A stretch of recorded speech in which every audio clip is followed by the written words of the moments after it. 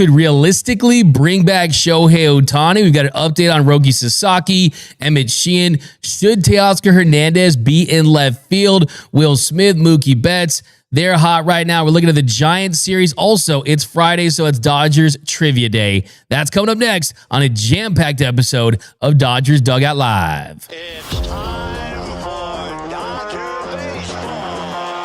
Welcome to Dodger Stadium.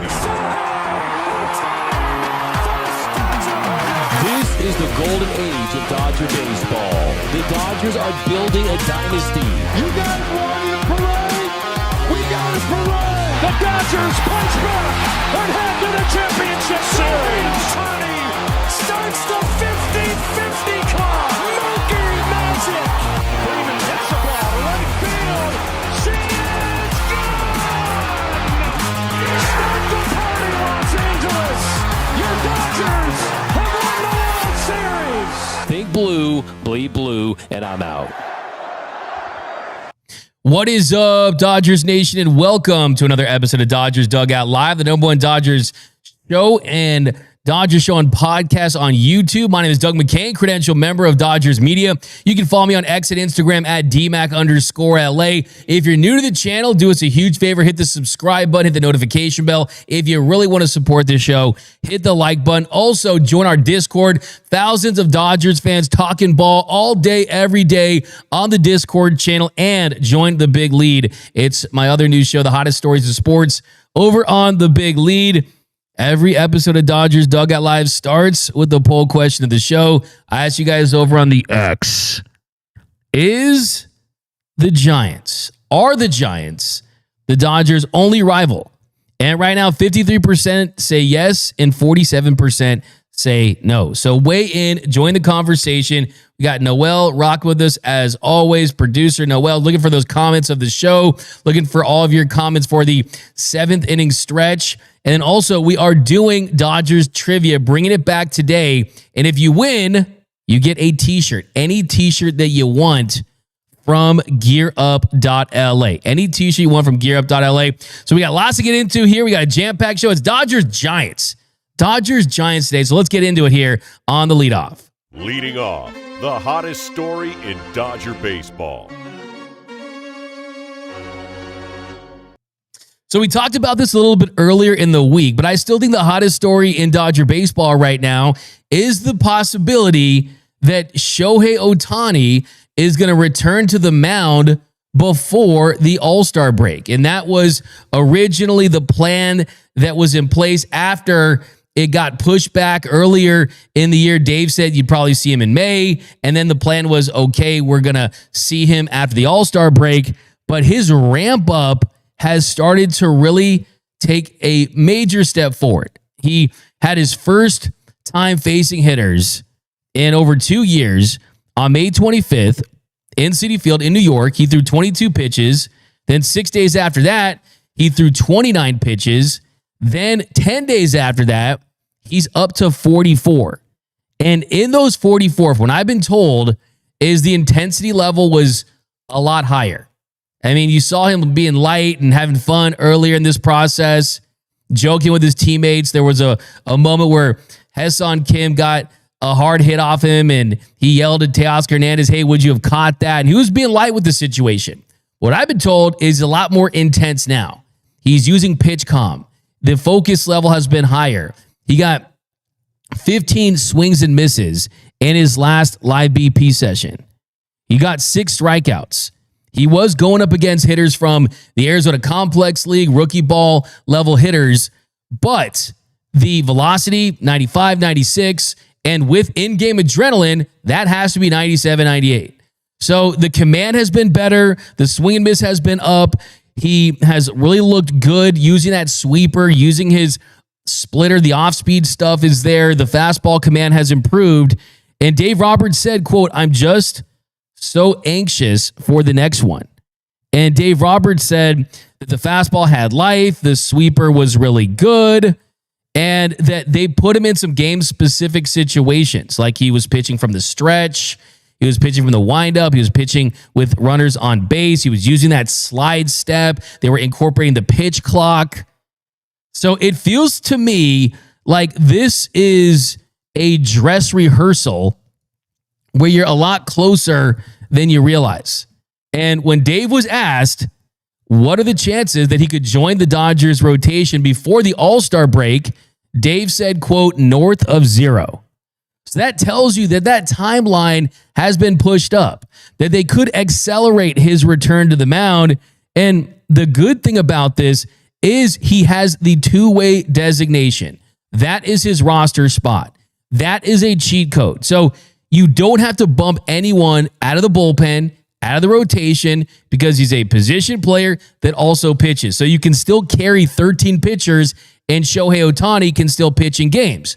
Oh, and then you add the fact that he's hitting at the big league level. So that means you can't have him go on a traditional minor league rehab start. That's not in the cards for him. Once he starts playing in real games, those real games will be in the show just because of the unique situation of him being a position player that, just so happens to hit at an MVP level. So I think the Dodgers need to bring him back sooner than later at this point. And I think they should bring him back before the All-Star break. And I see people out there, no, it's too risky. It's way too risky. If he has the third Tommy John surgery, this season's over. Well, here's the reality of this. He's going to pitch, right? Whether it's after the All-Star break, whether it's shortly after. At this point, it's a guarantee. He's pitching and starting games shortly after the All-Star break. It's a guarantee at this point. The only question is, does he come back sooner than that? So he's going to pitch regardless. And having him come back earlier than after the All-Star break, I don't think increases the risk of injury. If he's going to get injured, he's going to get injured. And there's also the fact that this is not rushing him back. If Shohei Ohtani pitched tonight, it wouldn't be too soon. If Shohei Ohtani pitched tonight, his 44 pitches that he can throw against rookie guys, there's not a big difference between major league guys because at some point you have to do that anyway. So I think that when you look at the current state of the roster, when you look at the rotation, Blake Snell, Tyler Glasnow, Roki Sasaki, those guys aren't close to a comeback because they still need to go on rehab starts. And you're still being very cautious with them because they are dealing with those injuries at the moment. Shohei Ohtani is post-surgery. It's just about getting back. And I think the sooner you get him back, the sooner he reacclimates into being that two-way player. The sooner you know if you need to add more at the trade deadline. And let's not forget, they're not getting back a good pitcher. They're getting back a great pitcher.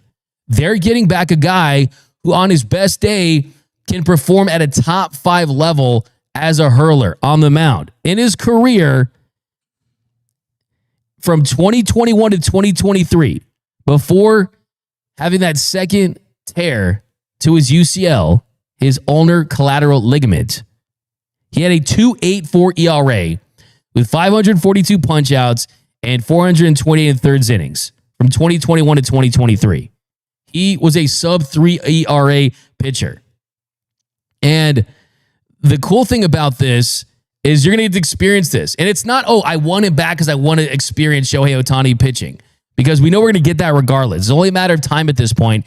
It's I want him back because I want to start the evaluation process and seeing what he has the potential of being. Max Muncy was asked about Shohei pitching, and Muncy said, we need him to be healthy. They're moving him slow, and we're all happy about that. We obviously want him to be pitching, but we want him to be healthy first and foremost. When you're doing what he's doing, it's so unprecedented that I don't know if there's ever a proper timeline. He might be moving faster than what he should be moving right now. We don't really know that because it's just never really been done before. And that's the truth. It hasn't been done before, but that's why there's going to be no right answer to all this. You just kind of have to take the plunge. And look, I'll be honest. I'm getting excited. I'm getting excited because I've been watching some of those starts that he had with the Angels. I rewatched the one where he had 8 RBIs and 13 strikeouts against the Royals, where he had the 2 home runs and he shut out the Tigers with the 12 strikeouts against the Dodgers too. I mean, Go back and watch him strike out 12 Dodgers. Go watch him shut out the Tigers and have 2 home runs. Go watch him have 8 RBIs and 13 strikeouts against the Royals. It's a fun watch. It really, really is. But the focus, the intensity's up. The Dodgers have a need, and it almost feels like Star Wars a little bit. Help us, Shohei. You're our only hope, right? We need Shohei to pitch this season. It's not a luxury. They need it. And it's because there's a possibility where there's no one that they can acquire on the trade deadline at the market, that the deadline on the market that could be as good as Shohei. Think about that. I mean, as good as Sandy is, he had 2 really good starts, and the Dodgers could fix him for sure. But there's no guarantee that Sandy would pitch better than Shohei in the postseason. We've never seen Shohei in the postseason. One time we saw him in postseason like baseball, he struck up Mike Trout to win the WBC. So if he has a couple years left doing this, got to do it when he's 30, man. Got to do it when he's in his prime. So I think they need to bring him back as soon as they can. You're never ready. There's never a perfect time to do anything. But I think that he's ready now. And the beauty of this all is if he comes back with that roster spot, the two-way player designation, you don't have to kick off a starting rotation pitcher, right? You don't have to bump some guys off.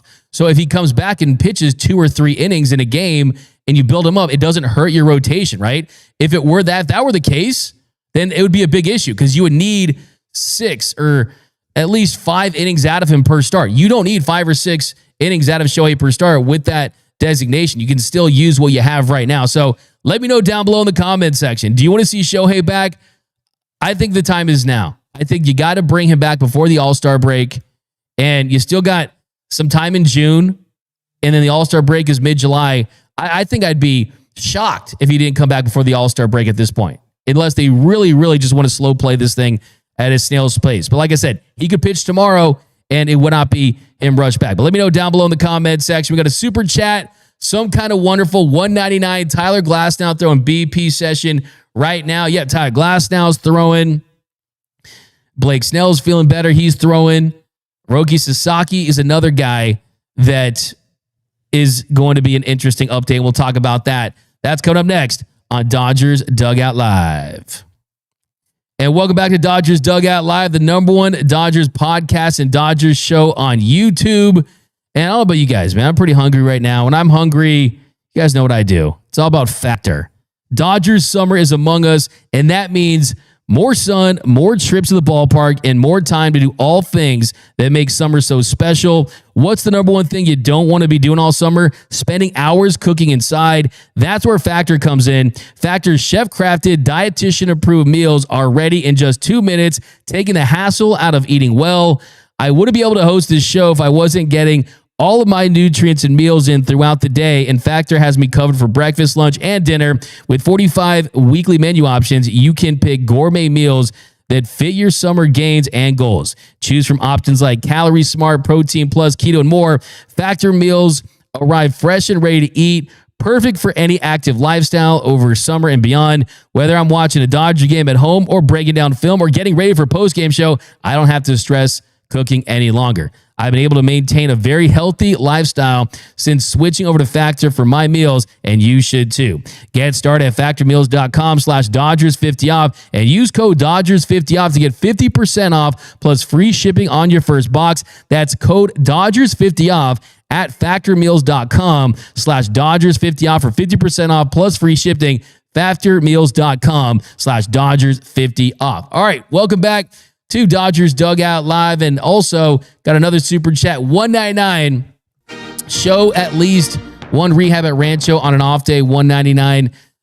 That's unlikely. I mean, just think about the logistics of that. I mean, what would that even look like? I mean, you'd have so many people there securing the place, and that's just not how they do it. And of course, you don't have a ton of off days coming up. I mean, that is the reality of the situation as well. And the Dodgers need him to be in the lineup, and he's a guy that is a creature of habit. He does not like to take days off, and that usually is the case with him, and they're going to keep him in there. And that's the plan for sure. And if that changes, I'd be pretty surprised if that would be the case, because the way that they can bring him back and you don't have to build him up to a starter's build up right out of the gates is, hey, I mean, big league hitters, you hear guys talk about this. I remember Trevor Bauer and guys like that talk about, like, you can't throw 98 in BP all the time in a buildup, right? You need game action. You need adrenaline. And that's why I think he's close enough now to where it makes a ton of sense. So getting that in there is the most important thing. There's no doubt about it. I mean, the Dodgers, they don't have an off day until June 23rd. So we're in this 29-game stretch right now in 31 days, 29 games in 31 days, and they're 19 games into that. They're one game above 500. They've gone 10-9 in the 19 games in this 29-game stretch, so not a lot of time off for things like that. But yeah, question down below, Stephen G. Did you have fun at the Max Muncy event? Yeah, the Max Muncy event was awesome. Clayton Kershaw was there. Kirby Yates was there. Jack Dreyer, Ben Kasparius, Dalton Rushing was there. Dave Roberts was there. Noel and I were there. It was a lot of fun. Max Muncy came up and talked to us for a little bit. I actually talked about how he was the owner of the San Francisco Giants, and I asked him if he saw that the Wikipedia page for the Giants was edited a couple years ago to have him as the owner, and he said he did know that. And he was talking about how the Padres and the Dodgers aren't a rivalry, that you only have one rival, and it is the Giants. So it was a really awesome event. Got a chance to meet with a lot of fans too. They were fans of the show, which was really, really cool. Want to give a shout out to Daniel. I met the parents of Daniel, Michael Wissote, and he was a great guy. I mean, big fan of the show, and his son Daniel watches the show. We appreciate that, man. He's a Dodgers Dugout Live day one. He's the man. He loves his boys in blue, and we love to hear that. Had a great conversation with them. They're hardcore Dodgers fans, like a lot of you, and it was really cool to hear about him. And yeah, hopefully the Dodgers can go back to back for him, because yeah, he's the man. Daniel's the man. But yeah, absolutely, it was cool to meet a lot of you guys. But all right, guys. So here in our second segment, we're gonna do a quick 3 up, 3 down. 3 things I like, 3 things I don't like right now in the world of Dodger baseball. So we're gonna get into that. And keep dropping those comments down below. So let's get into some 3 up, 3 down here for sure. And then later too, we're actually do some Dodgers trivia. So let's hit some 3 up, 3 down right here. And the first up, 3 up, 3 down. All right, so the first up, I got to point out really quick, is Will Smith. I mean, Will Smith has gone off to a great start this season. He's been one of the best players in the entire sport, not just one of the best catchers. I mean, he leads the entire National League with a 427 on base.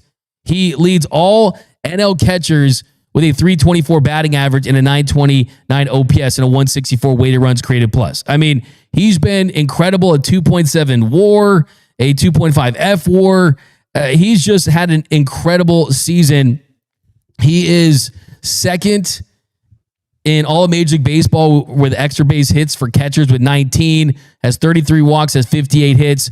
But the big difference for Smith this season has been the ability to manage the workload, the ability to stay healthy. And at this point of the season, he's made 55 starts. 3 of those where, I mean, at this point of the season, he's just getting more rest. He has 48 starts. So 48 starts in the Dodgers' first 69 games. Last year at this point, Will Smith had already started 55 games. So he's a little bit off his pace when it comes to starts, and I think that's paying dividends.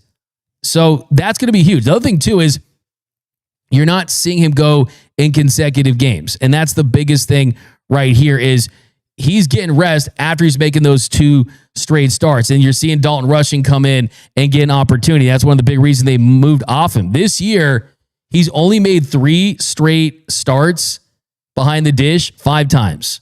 Last year, through the Dodgers' first 69 games, he had 6 starts in 3 days in a row. So it's a little bit off the pace, but the good thing is they're going to manage this very differently moving forward, because the last 3 months of the season, he was a below average hitter. He was hitting 200 for 3+ months.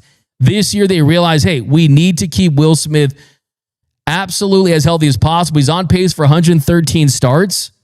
Last year, He had 120 starts. So even though it's not like 10, 20, 30 less starts, I mean, you want him in there to produce, right? He's getting paid a lot of money, 10 years, $140 million extension, but just the little times where he can rest and has a little respite and can just re-energize himself, that's huge. So that's the first up. Now, first down, we got to talk about the Teoscar Hernandez in left field situation, because I think for Teo, I've said on the show a bunch of times, he can punish mistakes. And when he does that and the offense is there, you don't talk about his defense as much. In the last couple of weeks, when he had an 0 for 16 slump with runners in scoring position, when the offense in the first 20 games back after suffering the groin injury, it did not look like Teoscar Hernandez. It was below average offensively.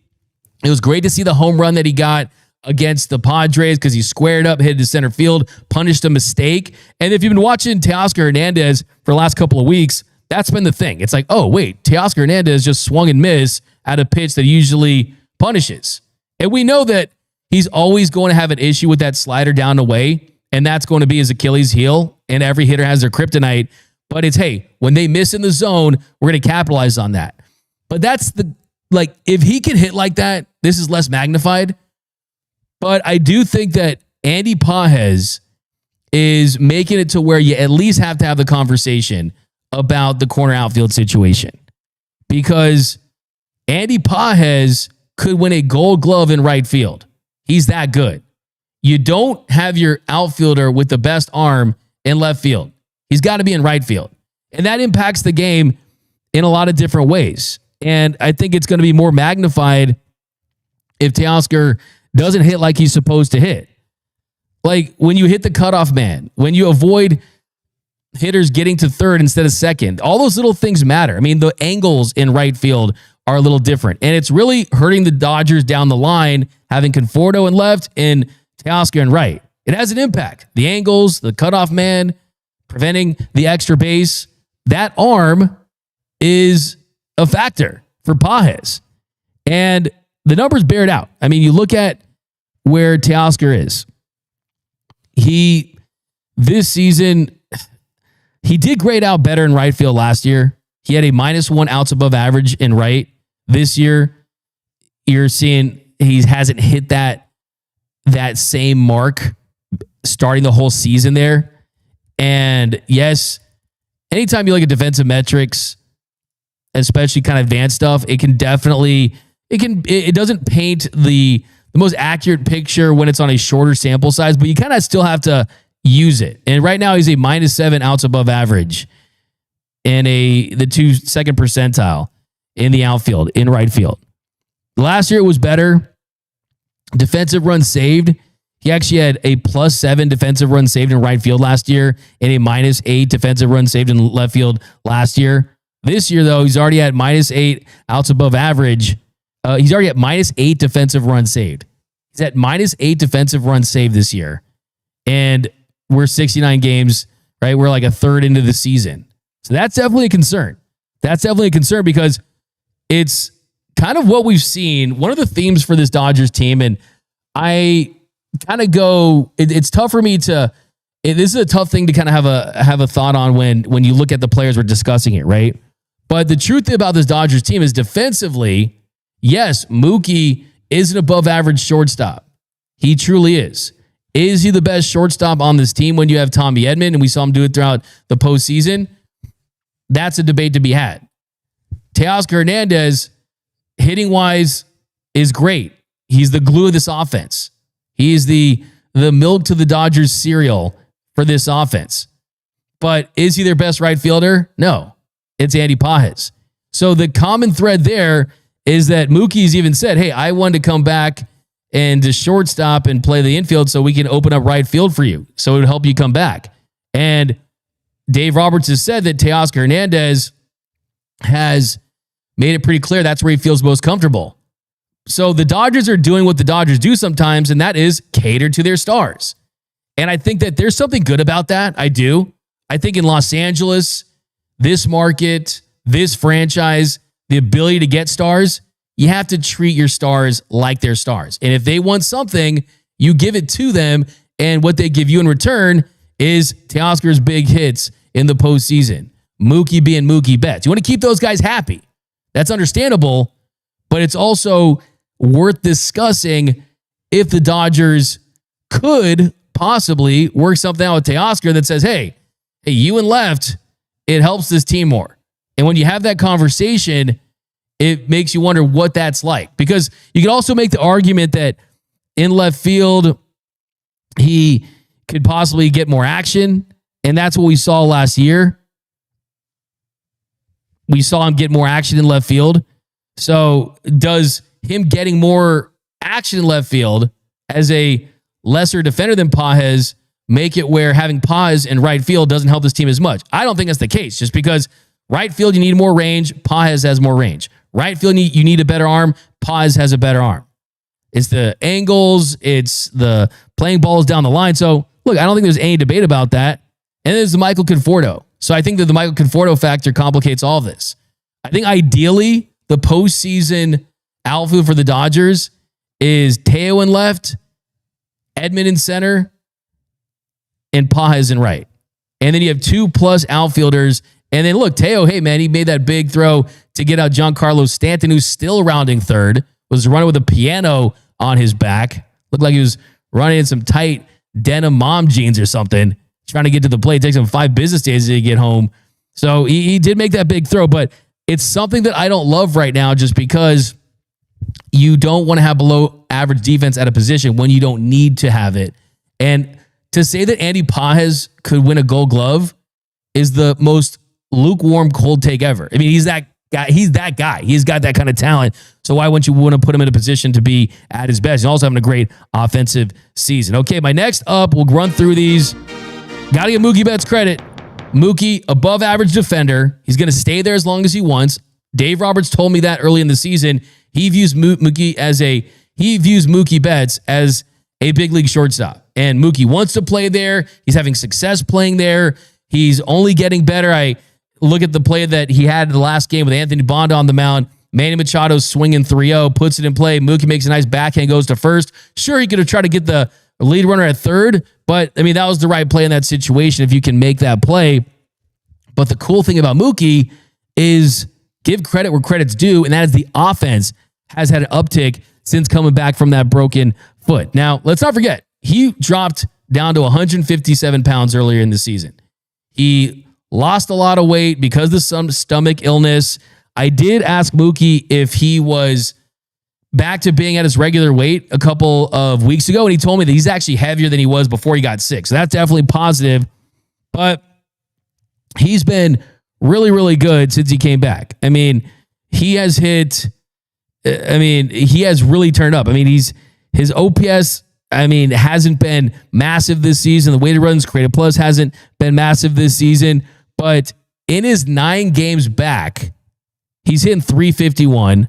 He's hit a home run, has a 901 OPS. He's had tons of multi-hit games, and he's talked about it. Just kind of finding some clarity, pulling balls that are on the inner half, not overthinking things. And when Mookie's at its best, he's pulling, right?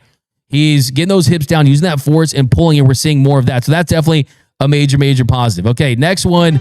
We got a little bit of a down here. An update on Emmett Sheehan. Emmett Sheehan, in his last rehab appearance, he went 3 1/3 innings, gave 4 runs on 6 hits, but he had 7 strikeouts and no walks. So no walks, that's great. 7 strikeouts, you love that. In the inning where he gave up 2 runs, he hit a batter while using that changeup, and he also gave an oppo toggle. He gave an opposite field bomb, and who knows, was it the conditions that led to that? I don't know. But the truth is, he's still working his way back, and you're looking like he's going to give you that strikeout ability at this level. And Dave Roberts said he's coming. He's going to pitch this week. He was 3+ a few days ago, and if he can continue to do what he needs to do as far as get up to 4 innings and 70 pitches around that, he's going to be a viable option. So he didn't make it to the 4 innings. So that's the down with this, right?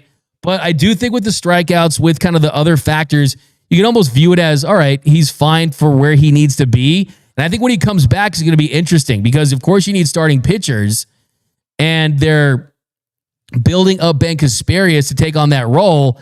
But when Ben Kasperius is healthy, when Emmett Sheehan is healthy, if the starting rotation gets healthy and you get Blake Snell, Tyler Glasnow, Roki Sasaki, Clayton Kershaw pitches well, Yoshinobu Yamamoto, there's a lot of options. Makes you wonder, what do you do with these young guys in Emmett Sheehan and Ben Kasparius? I think that you have flexibility with both of those guys. I could see a world where the Dodgers use Emmett Sheehan and Ben Kasparius as high leverage right-handed relievers in October.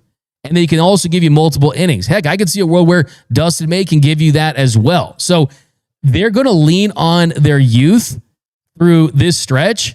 And I think with Emmett Sheehan and with Ben Kasparius, it's only going to help them. I think that you'd probably put Ben Kasparius back in the role where you know he can have success when Emmett Sheehan comes back if everyone gets healthy.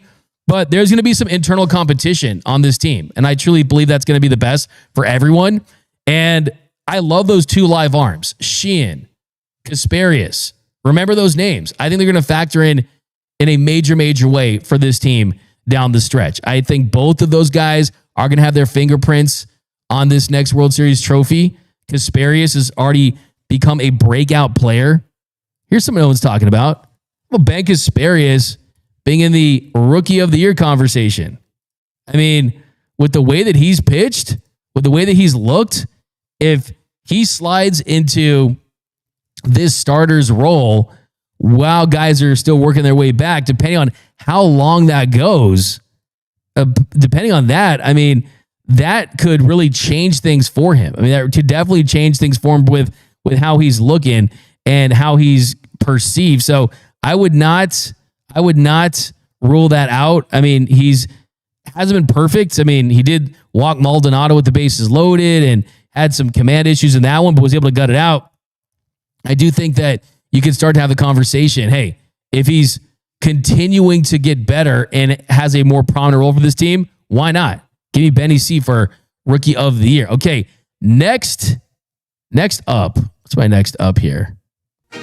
My next up for 3 Up, 3 Down is, let's talk about Roki Sasaki a little bit. So a lot of people are freaking out saying, hey, Roki Sasaki hasn't picked up a baseball, hasn't started his throwing program. Mark Pryor said a couple days ago, there's not a whole lot to report on Roki. I think right now we've got to get him to a position where he feels confident in his ability to throw the baseball. So the reason why I consider this an up is that really stood out to me, that it's about his confidence. So is this a mental thing with Roki Sasaki at this point? Because the up is, Dave said he's pain-free. I mean, that's definitely good, right? He's pain-free. He said he hasn't gotten to the point where he can put enough intensity to push forward in his progression. It's just light catch, just exercising his throw and not necessarily pushing the throw. So I'm just really curious to see what the next step is for Roki. Because if it's a mental thing, then hopefully that's correctable, because he's been mentally tough his entire career. And I'm hoping to see Roki Sasaki back on the mound, because he's someone that should get a run too in all of this, because he's a project still. There's no doubt about that. But if it's mental, then I think he can push through that, because it was a little shoulder inflammation that was impacting his velocity. That splitty still played. It still worked like a knuckleballer. And I think that he still has a chance to have an impact on this team. Am I recalibrating expectations? I certainly am. But I'm curious to kind of follow up on that. Like, what kind of mental issues or confidence issues is he having? And is that just because of lack of success? Because if I'm Roki, I would have confidence knowing that, hey, I just wasn't who I was because of the injury, because I wasn't at 100%. Get me to 100%, I can be Roki Sasaki again. So that's where I'm at with that. Last down today is from Trevor Plouffe. So Trevor Plouffe, from our good friends over at Talkin' Baseball, he had this take about Kike Hernandez pitching the other night against the Padres when the Dodgers were down 9-0. Something I am pretty passionate about, and we saw it on display last night, is position players pitching needs to go. I get it. We put rules in to try to curtail it. It hasn't worked. I feel like I've seen more position players pitching than ever now. Teams are basically saying we forfeit. Wait, you don't think without Kike's, actually forfeiting? You think Kike's making like a mockery out of it right here? I like Kike. Okay, I get what he's trying to do. It's fun. I don't even mind the helmet because he's throwing, 50 miles an hour up there and you got to protect yourself. I think he's doing it a little bit for protection, a little bit to make a mockery of what the hell is happening. Yeah. And I'd like to get that out of the game. Yeah. I'm just not a fan of it. I don't think it's good for the sport at all. It's a bad look for the sport. I totally disagree with this. And the reason I say this is because he said it doesn't work. It literally worked. It literally led to the Dodgers having a fresh, full complement of bullpen arms they could go to in the third game of that series, which they won, which led them to taking 2 games out of 3 against a Padres team where one game you're pitching Matt Sauer and Lou Trevino, and then the third game you're pitching Ben Kasparius, who you're still working on him to be a extended type of starter. So I think it helped them from that standpoint. And is it bad for the game? Look, I mean, I've gone to games where your team gets blown out and you don't even have the position player pitching. Does it change the entertainment factor? Does it change the fact that you got blown out? No, it does not. I mean, it really does. And the fact is, it's Kike Hernandez. Who's more entertaining than Kike Hernandez? Wearing the pitcher's helmet, throwing that 50-mile-per-hour eephus pitch, being relatively effective.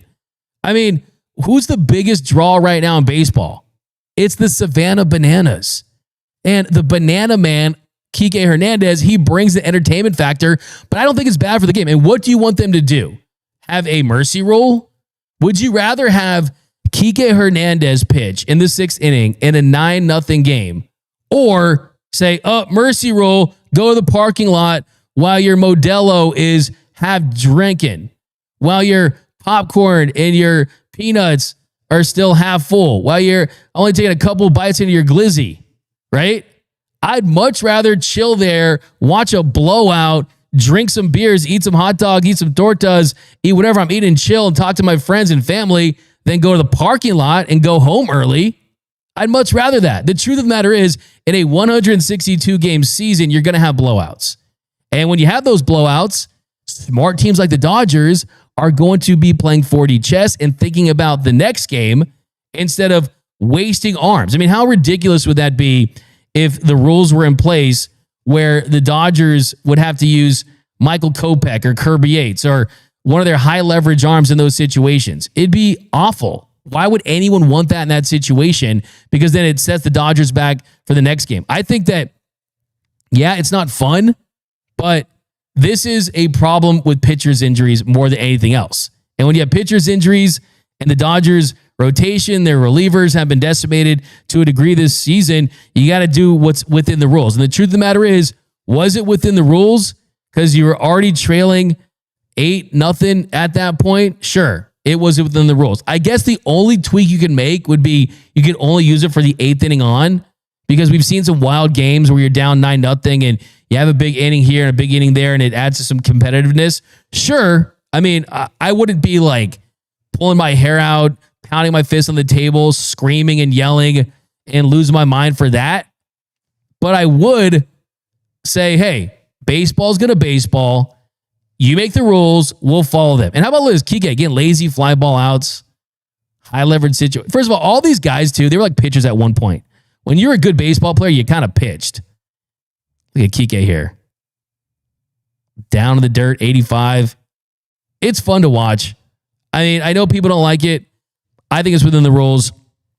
I get the decision. I think the bigger issue, if you had one gripe, it was that Dave let Matt Sauer out there to die throwing 111 pitches when he's trying to establish himself in the big leagues. I think that definitely is tough to recover from. I think that was the bigger issue, but I got no issue with this. Is it bad for the game? I don't think it impacts the game that much. I mean, hey, when Alabama blows out the Citadel in the SEC break there and they're up by 60 points, does anyone care that the third string quarterback is in for Alabama?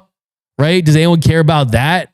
When you have blowouts, I mean, look, I said it earlier this season when Bronny James was playing for the Lakers, the "We won Bronny" chants became the new "We won tacos." That became the new thing. And you were staying looking for Bronny James. Every league, every sport, when there's blowouts, the roster changes and the players that are the most prominent players in those sports are usually not out there in those spots. So I think it's a non-issue. I totally disagree. But coming up next, guys, it's Friday. you have a chance to win. It is Dodgers Trivia Friday here on Dodgers Dugout Live. That's coming up next. Welcome back to Dodgers Dugout Live, presented by GearUp.la. So if you guys want some fresh Dodgers merch, go to GearUp.la. The hottest Dodgers t-shirts in the game. Got a new one with Hassan Kim. We got the Kike We Don't Give a F shirt. We've got, I love this. The Hassan Kim one is awesome. Free Hassan Kim. He needs to play more. This one's great. Designed by Noel Sanchez himself. Go support the show. Support him. Support everyone. The Roki of the Year one. Okay. This one, hopefully this is not going to join those t-shirts that they give out when the team doesn't win the NBA Finals and they send those to some country and no one gets to use those. This might be where these go because I don't think he's going to win the Roki of the Year, but he's my Roki of the Year. But lots of great t-shirts over there by GearUp.la. Go join the best t-shirts in the game movement. Parker Lee, $5. We start Roki and Bobby some therapy sessions now for you next year. Parker Lee, I also want to see Pages pitch his 99-mile-per-hour fastball. Yeah, that's hilarious. That's a comment of the show.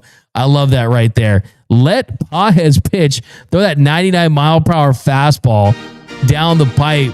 Stephen G, with what we have seen with Buehler, Alcantara, Strider, why are we expecting Ohtani to come back as he once was? Expectations are too high. It's a great comment right there. I'm going to hit that when we do the 7th inning stretch. But now, it is Friday. You have a chance to win. Whoever finishes with the most correct answers will get to pick any t-shirt they want from GearUp.la. Noel is keeping score, but let's get into it here, guys. Dodgers Trivia. Dodgers Trivia.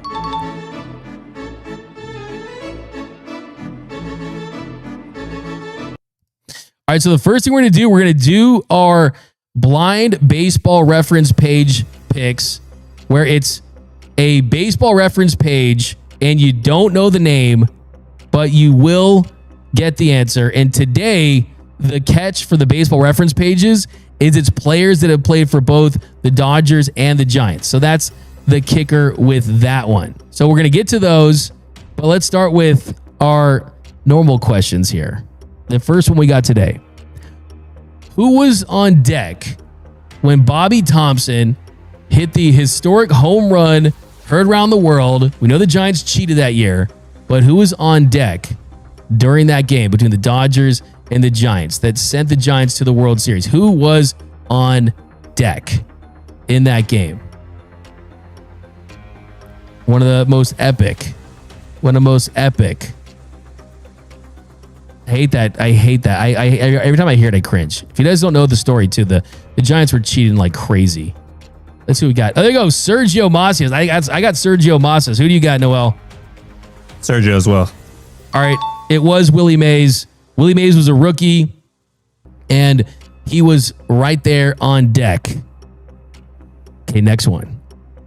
Which Dodgers player hit 3 home runs to lead the Dodgers to a victory that spoiled the first game at what was known at the time as Pac Bell Park, now known as Oracle Park? Who was that Dodger? He had 3 home runs. See if you can get it. We'll give you a clue if you can't get it. I'll never forget all the hype. That game, Pac Bell Park at the time, they had the big glove. Still do. They had the Chevron guys in the outfield. Let's see if we got it. Max Muncy, I'm going to give that. That's a wrong one. There we go. Sergio Macias is on fire. It was Kevin Elster. That's 2 for Sergio. 2 for Sergio. Don't worry, you guys will have a chance to make it up for it. Got a lot. I want to give some guys credit too. Elio Chingon got it as well. Chris Frosthager got it as well. Give you guys some right answers there. You guys are on the right track, but it's who gets it first. Okay, next one. Off what Dodgers pitcher did Barry Bonds hit his record 71st home run in the 2001 season? Which pitcher was it? And I love to point this game out because you know what? The Dodgers still won that game. And they eliminated the Giants. It sent them 3 games back behind the Arizona Diamondbacks with 2 games to play. So, hey, you hit the home run. You were roided out of your mind. Your dome was bigger than Bruce Bochy's and mine. And you still lost. But here we go. Let's. Oh, I think I see it right there. Who was it? Let me know. I got the Gator show, Noel. I got Chanho Park. I think we got the Gator show. Yeah, Gator show. Correct answer. Gator show is on the board. Gator show is on the board. Okay, so those are our first questions. Next, we got the baseball reference. The blind baseball reference pages. And let's see the first one here. These players played for the Dodgers and the Giants. So this player started his career with LA, made all-star team in 2015. With the Dodgers, he had 806 OPS, hit 130 home runs, had 112 doubles in 7 years. There we go. Garrett Lonely. Garrett Lonely? Yep. Nice job, Noel. Got to get Macias off. Justin Lamas must be out.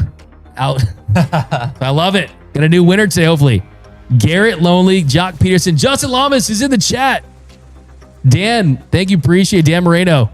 But yeah, it is Jock Peterson. All right, next one. Let's see what we got. Okay. Here we have a pitcher. Started with the Giants in 2008. He was with the Giants for a pretty good amount of time. He was with the Giants for a good amount of time. He played a total of 9 years with San Francisco.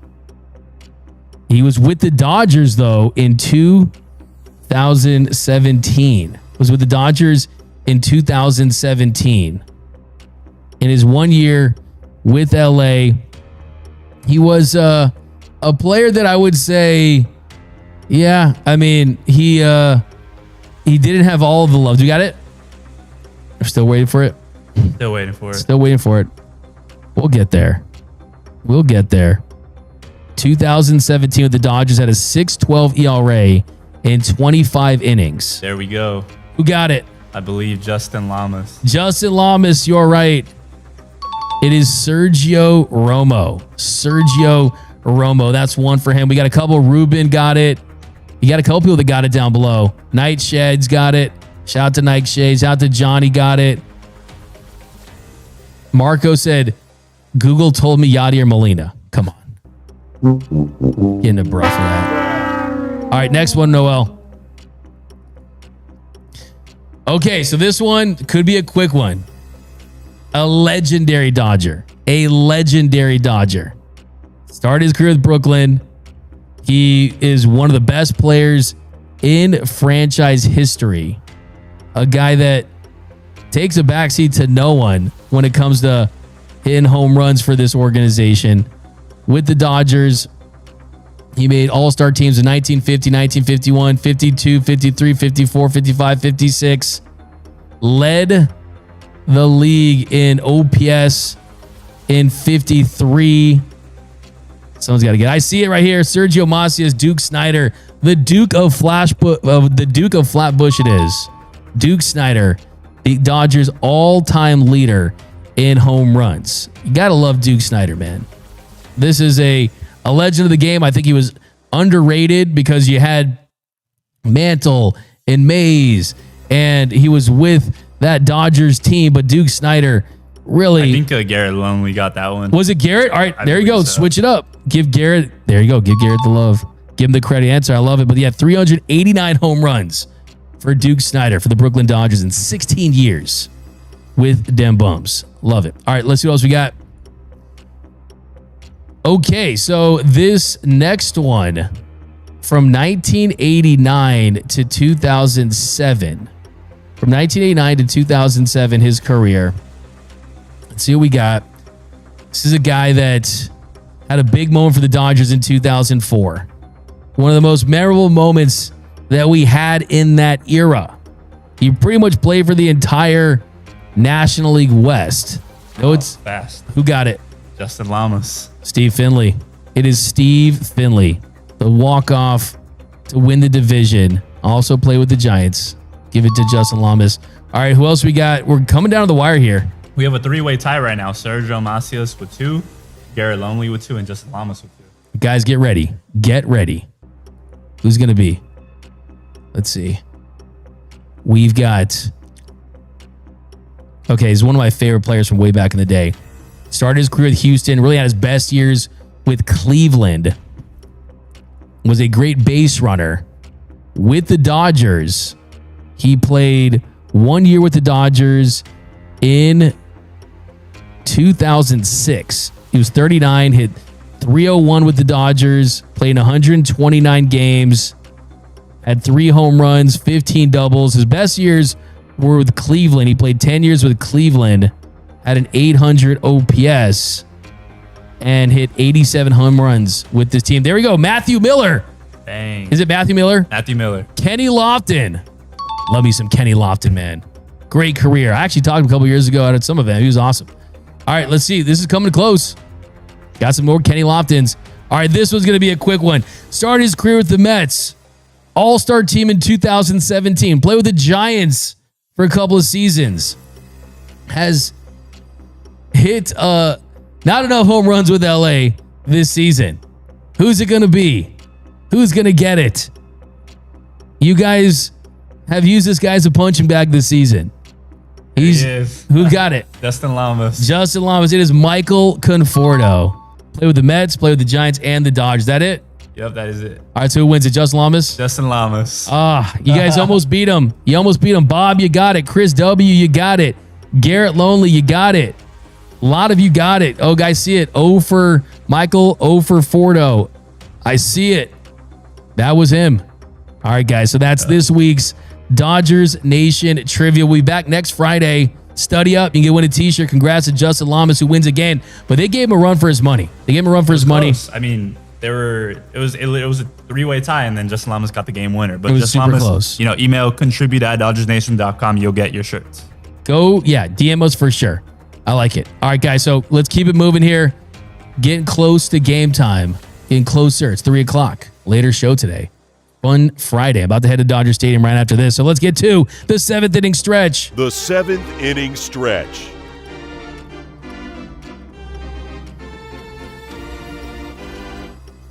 All right, we got D-Mac. This is from Joe Magazzini. D-Mac, who is pitching tonight for the Dodgers, and what does the rotation look like for this weekend series against the Giants? So tonight, got Logan Webb going up against Yoshinobu Yamamoto. Webb has been really good this year at 2.58 ERA, 101 strikeouts. Yoshinobu Yamamoto, a 2.20 ERA. He got the ace on the mound.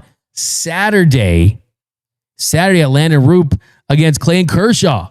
Kershaw on the mound against the Giants. Kersh coming off his best start, 7 strikeouts, no walks against the Cardinals, a 4.35 ERA, 15 strikeouts so far. By the way, fun fact, the Cardinals, since trolling Kersh, they've gone 0 for 4. They've lost their 4th straight game in a row. So don't troll Kersh. And then Sunday, it's Dustin Mania, Dustin May on Father's Day, a 4.46 ERA, 64 strikeouts.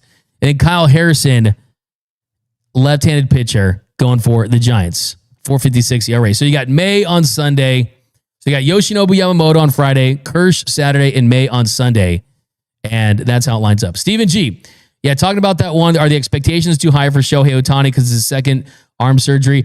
Absolutely, I think expectations are a little high. And I'm not afraid to say that just because it is who he is. It's this guy. It's Shohei Ohtani, the guy who does things that we've never seen before. I mean, yeah, Nathan Eovaldi is one of the few that really has figured it out and has been able to maintain. I feel good about it. They gave him a good amount of time off. He has worked his way back. And yes, are expectations too high? They are too high. But this is a guy that's met expectations his whole career. So I think they're fair just because of the kind of guy we're talking about. Lucy Park, let's face it. We'd all like to eat a torta with D-Mac, golf outfit or not. Okay, I feel attacked. You're making fun of my golf outfit. This is how I have to dress when I go to the stadium. I don't dress like this in IRL, man. Like the Travis Matthew, they're friends of the show. They hook it up with some gear. If I get something for a discount, if I get something for free, that's what I'm about. For my whole thing is, if it's free, give me 3. Okay, if it's free, it's for me. Okay, and I hooked up some gear. I'm gonna rock it. I don't even golf. I do I do miniature golf in Sherman Oaks. That nice miniature golf place off Ventura. But for sure. J Smack 117 is factor meals with Dodger players eat. If so, I'm sold. I don't know if they eat that yet, but I'll find out. They also always go into the back after games. There's a full kitchen. They're always going out with bags of food. They take care of them. OC Dar 37, D-Mac, meet us in right field, and I'll buy you a slugger and a beer. All right, I'll come find you, OC Dar. I got you. J-Man 76, D-Mac, what do you think is wrong with Bobby Miller? I mean, it's the command. He gave 10 runs. The command and just the lack of life on that fastball. He's got to use that here to set up his secondary stuff. And he just, until he kind of hones that part of his game in, they're just going to sit on his heater if he's not locating in the zone. So I actually didn't get a chance to watch his last start 100% because it was a minor league start. So maybe I'll go back and watch it tonight after the game to kind of give you a full assessment. But that is where it starts with him. He just doesn't hit his spots like he did a couple years ago. Paul Nanny, D-Mac, what's a realistic chance of winning the division if we drop the back-to-back series with San Francisco and San Diego? Well, I mean, realistically, I think the Dodgers are still in a good spot because the Padres had a golden opportunity during the stretch with the Dodgers. They played around 500 baseball for a long time now. Since going 8-0, there's a couple games above 500 during that stretch. That was when the Padres really needed to get on top of this division. They didn't do it. And I think they squandered their opportunity. It's still a long season, still a lot of games to play. But I can tell you right now, the Dodgers' chances of making the playoffs per Fangraphs is 98.3%. To win the division, the Dodgers have an 84.8% chance, according to Fangraphs. So if they lose both these series, though, it could take some time to get those games back. But the good thing is, you're going to get guys back, and you have the easiest schedule down the stretch. So I still feel really good about the Dodgers winning this division. Nando, 39, D-Mac, IRL, jeans, shorts, and Skechers. How'd you know? Joe Mama, D-Mac is your second job a caddy gig? Okay, I'm getting roasted. I'm getting cooked. Muad'Dib, 69, D-Mac doesn't normally dress like that. He usually wears 3 more chains. Now you guys know me. That's fire take. I'm usually dripping, man. Rapid and Snacking, D-Mac, why is Yoshi's WAR only at 2.1 while others have higher ERA, whip, etc., more WAR? I mean, that's kind of like a longer conversation, but yeah, you're right. I mean, when it comes to WAR, several factors that are involved in it, but you'd still take that from him based on where he's at in this season. I think if he puts together the season that we hope he has, where he's already 13 games started, 73 and 2/3 innings at 2.20 ERA, you'll start to see him rack up bigger strikeout numbers and things like that. And look, he's had the worst run support in the league. But the truth is, when it comes to overall WAR in pitchers, it's really going to come down to just how much you impact the game and how many innings you get in the start and the strikeout numbers and coming through in situations. So I think for Yoshi, anything where you're looking at a 5, 6, 7, anything in that range, you're feeling pretty good about. Remember, Clayton Kershaw at the peak of his powers was like an 8, a 7, right there as a WAR guy. So, I mean, I think if Yoshi's a 5, 6 guy, you definitely take that. Just Lamas, D-Mac, when are you going to put on Hollywood Lifestyles BR page for Trivia Friday? Okay, we could probably do that. That Hollywood Lifestyle from Anthony Rendon. Michael Boyer, D-Mac, who is in the minors the Dodgers can trade or call up to help the Dodgers on the road to repeat? I think the first name that comes to mind would be probably Alex Freeland if they're looking to deal someone that has trade value, depending on the need they need. Because, look, right now, he's not going to factor into this season because they feel good about their infield depth, especially with the way that Hassan Kim has played. And Tommy Edman is looking healthier again. Max Muncy's hitting again. The defense hopefully gets to where he wants it to be. So Alex Freeland's kind of the first guy I look at. I think you don't want to trade any of the pitching, Jackson Ferris, guys like that. But on the position player side, he definitely has some value for sure. Parker Lee, I guess they're saving the Jung-Hoo Lee versus Hassan Kim game until tomorrow. The Gator Show, D-Mac, come out to the stands, meet your fans, and throw some hands. FTG. I like that. Yeah, FTG, baby. And I'll come see you guys today. Come look for me, man. We'll do some interviews. I got you guys. Andrew Friedo, the Dodgers have been overly conservative with Shohei. Internal brace procedure patients normally out 6 to 9 months. It will be 2 years for him. Yeah, that's what I said at the top of the show. tomorrow would not be too soon. So I agree with you on that. But you still need to go through the ramp up, and he also had the offseason labrum surgery that impacted there. Yo, D-Mac, D-Mac, watching you on the way to the game with my future Dodgers sons, Dylan and Kenan. Hey, I love it. Shout out to Dylan. Shout out to Kenan over there. Hope you guys enjoyed the game. It's not like Dodgers Giants, man. It gives me goosebumps just saying that. It's always great. D-Mac, did Factor give you that vest? Okay, I'm sick of just getting attacked here. You guys are roasting me for the vest. All right. I'm getting cooked for the vest. But I love it. But okay, we got run out of time, so let's go to the walk-off. We got a fun walk-off today. The walk-off. Hits the ball to right field. She is gone. So today for the walk-off, it's Dodgers-Giants. Couple of years ago, I was at spring training, and I asked Dodgers fans if they would marry or date a Giants fan, and here's what they told me. Would you ever date a Giants fan? Oh, no. No. No, I have standards. Would you ever date or marry a Giants fan? No, definitely not. I'm not marrying no Giants fan. I don't care who you are, never. It just wouldn't work. No, never. Hell no. Would you date a Giants fan? No. Would you date or marry a Giants fan? No. Absolutely not. Absolutely not. Okay, would you date or marry a Giants fan? No. No. No, never. Never? Never. How about you? No. Would you date or marry a Giants fan? No. Big Easy. no. Yeah, easy. No way, right? Absolutely not. Ugly colors, not happening. I would date one, I guess. I can break up with them. Yeah, you're right. Good point. No. They're the hated ones. They're the hated ones. Done deal. I would go down that road. I would see if I can convert, and then it would give me a pass because I've been to the ballpark up there in San Francisco. Beautiful ballpark. You know, it's kind of a free pass, so I would do it. I would do it, but I would try to bring her, to the right side of things. Would you ever date or marry a Giants fan? No. Easy no, right? No. Ugly colors. Disrespectful. Disrespectful. Just too many fights, right? Hell no. Would you ever date or marry a Giants fan? I have, and it was a bad mistake. Didn't work out. Do I just snap it off now? We don't talk Giants in my family. No, we don't. So let me know, would you date or marry a Giants fan? I think this is ridiculous. So if I showed those dudes a picture of like Sidney Sweeney in Giants gear, would they not date or marry Sidney Sweeney? I mean, let's be honest. That's crazy. I get in disagreements with my wife about all kinds of stuff, and it keeps it fun, keeps it spicy. I think it's, to me, yes, the Giants, the colors, Halloween, and this and that. But yeah, come on now. Don't let the Giants get in the way of, what is it? Don't let your girlfriend get in the way of meeting your wife, right? Facts, yeah. Don't let the Giants fans get in the way of maybe your wife. But how about you, Noel? What's your answer to that question? Would you date or marry a Giants fan? Oh man, my girlfriend's a Dodger fan, so I think I'm happy with that. I don't.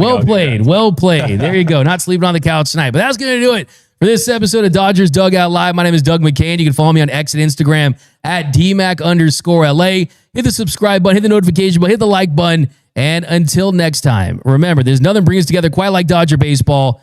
And until next time, think blue, bleed blue, and I'm out.